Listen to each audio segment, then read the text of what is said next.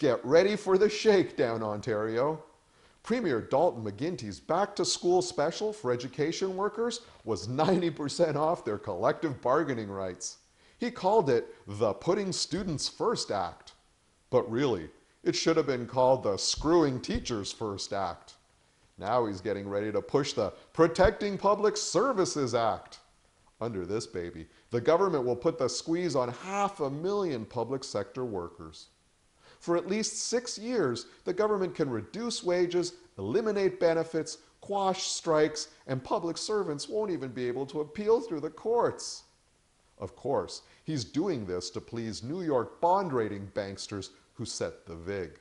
Yep, these are the same guys who should be in jail for the 2008 economic meltdown. Remember? They caused it when they certified subprime Ponzi schemes as AAA investment paper. But instead of making license plates, they get to judge whether Ontario is screwing its workers hard enough to keep a AA2 rating. And in Ontario, corporate welfare is at record levels too.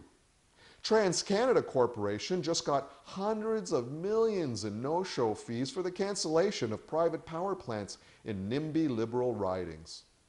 TransCanada also got a sweet deal guaranteeing them 20% profit even when they're not producing power. Now these guys should actually have been dinged $500 million in penalties for not making good on commitments to Bruce Power. But instead of getting fined, they get paid cancellation fees and get a tax cut too. So the Protecting Public Services Act should really be called the Protecting Corporate Tax Cuts Act. Since 2009, the Ontario corporate tax rate has gone from 14% to 11.5%. This has cost Ontario $3 billion a year in revenue. Yep, that's $12 billion to date.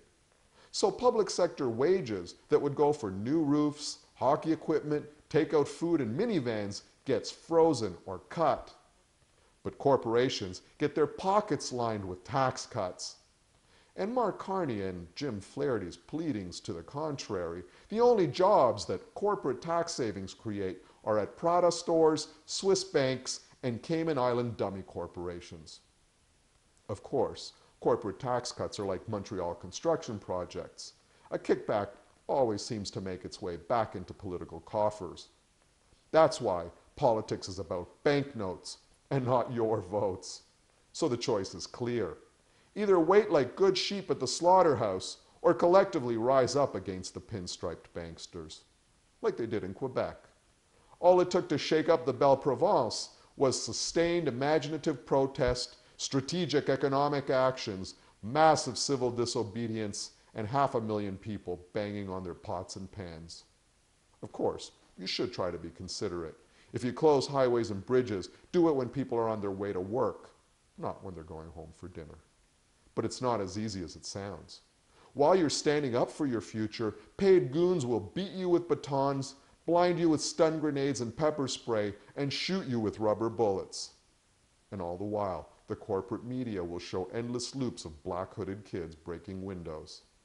But hey, that's what democracy looks like in a plutocracy.